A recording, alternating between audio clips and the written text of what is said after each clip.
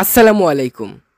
Passage থেকে আসা কোয়েশ্চেনের মধ্যে ওয়াই দিয়ে শুরু হওয়া অ্যান্সারিং কোয়েশ্চেন এর দফা রফা করব আজকের ক্লাসে।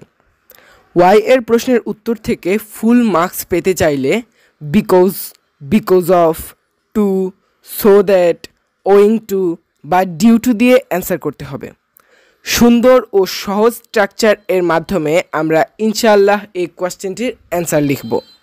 ডিটেলসে যাওয়ার আগে বলছি, আজকের এই ক্লাসটি সকল ক্লাস এর স্টুডেন্টদের জন্যই কার্যকরী। এখানে 5টি কোয়েশ্চেন এর জন্য 10 মার্কস থাকবে। কথা না বাড়িয়ে চলেন মেইন পয়েন্টে যাওয়া যাক। প্রথম কোয়েশ্চেনটি দেখি, ওয়াই ডিড শিল্পী decide to delay her pregnancy?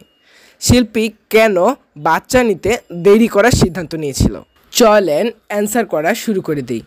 প্রথমে কোয়েশ্চেন থেকে সাজাবো। এই সেন্টেন্সের ওয়াই হচ্ছে WH ওয়ার্ড, ডিড হচ্ছে অক্সিলিয়ারি, শিল্পী হচ্ছে সাবজেক্ট এবং ডিসাইড হচ্ছে মেইন ভার্ব। WH ওয়ার্ডটি সবসময় বাদ দিয়ে দিব। তারপর যে অক্সিলিয়ারি থাকুক না কেন তার কাজ বাদ দিয়ে প্রথমে সাবজেক্টটি লিখব। তাহলে এখানে ডিডকে বাদ দিয়ে সাবজেক্ট শিল্পীটি প্রথমে লিখব। এখন ফেলে আসা অক্সিলিয়ারির কাজ করব। মনে রাখবেন, ডু, ডাজ, ডিড ছাড়া অন্য যে অক্সিলিয়ারি থাকবে তা সরাসরি লিখে ফেলবেন, কিন্তু ডু, ডাজ, ডিড থাকলে তা লেখা যাবে না। তবে তার জন্য ভার্বের কাছে গিয়ে এক্সট্রা একটি কাজ করতে হবে। যেমন যদি ডু থাকে তাহলে মেইন ভার্বটি যা আছে তাই থাকবে। ডাজ থাকলে ভার্বের কাছে চলে আসবেন এবং এর সাথে এস বা ইএস যুক্ত করবেন। এবং ডিড থাকলে ভার্ব টু মানে ভার্বের পাস্ট ফর্ম দেবেন। তাহলে এখানে ভার্ব ডিসাইডের কাছে চলে আসবেন এবং ডিসাইড এর পাস্ট ফর্ম ডিসাইডেড লিখবেন। তারপর সামনে যা আছে সবটুকু লিখবেন। ব্যাস, আমাদের কোয়েশ্চেন সাজানো হয়ে গেল। এবার আপনি প্যাসেজ এর যে সেন্টেন্সটিতে উত্তর আছে সেই সেন্টেন্সটিতে চলে যাবেন। যদি আপনি সেই সেন্টেন্সটি শুরু থেকে শেষ পর্যন্ত লিখতে চান তাহলে বিকজ লিখে সেই সেন্টেন্সটি পুরোটা লিখে ফেলবেন। এটি সব থেকে সোজা এবং সো দ্যাট এর পরেও আপনি প্যাসেজ থেকে নেয়া ফুল সেন্টেন্সটি লিখতে পারবেন।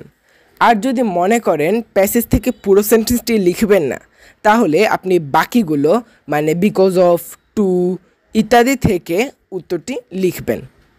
অবশ্যই কোয়েশ্চেন থেকে উত্তর সাজানোর পর প্যাসেজ থেকে সেন্টেন্স এর কানেকশন এর বিষয়টি ভালোভাবে খেয়াল করে নেবেন। চলেন আরও একটি কোয়েশ্চেন সাজানোর অংশটুকু দেখি। কোয়েশ্চেনটি হলো, why is adolescence are risk period? এখানে YWH ওয়ার্ডটি আমরা উত্তর অংশে লিখব না। তারপর আছে ইজ, তারপর অ্যাডোলেসেন্স সাবজেক্টটি আছে। আমরা আগেই জেনেছি উত্তরে আমরা প্রথমে লিখব সাবজেক্টটি, তারপর ইজটাকে লিখে ফেলব। এখন সাবজেক্ট এর পরে ইজটা লিখলাম, তারপর সাবজেক্ট এর পরে সবটুকু অংশ লিখে ফেলব। তারপর বিকজ লিখব, তারপর প্যাসেজ এর যে সেন্টেন্সটিতে উত্তরটি আছে সেটা পুরোটা লিখে ফেলব। আর একটি বিষয় মনে রাখবেন, সাবজেক্ট আর অক্সিলারি সাজানোর বিষয়টা যে শুধু ওয়াই এর কোয়েশ্চেনের ক্ষেত্রেই হবে তা না, অন্যান্য কোয়েশ্চেন সাজানোর ক্ষেত্রেও সাবজেক্ট আর অক্সিলারি সাজানোটা একই রকম হয়ে থাকে। এক এক করে ইনশাআল্লাহ সবগুলোই আলোচনা করব। আজকের ভিডিওটা আর লম্বা করব না। আশা রাখি ওয়াই দিয়ে শুরু হওয়া কোয়েশ্চেন এর উত্তরগুলি আপনি এখন থেকে ঠিকঠাক মতোই করতে পারবেন। আর কোনো প্রবলেম ফেস করলে অবশ্যই কমেন্টে জানাবেন, সলভ করার চেষ্টা করব ইনশাআল্লাহ। ভালো থাকবেন সবাই, আল্লাহ হাফেজ।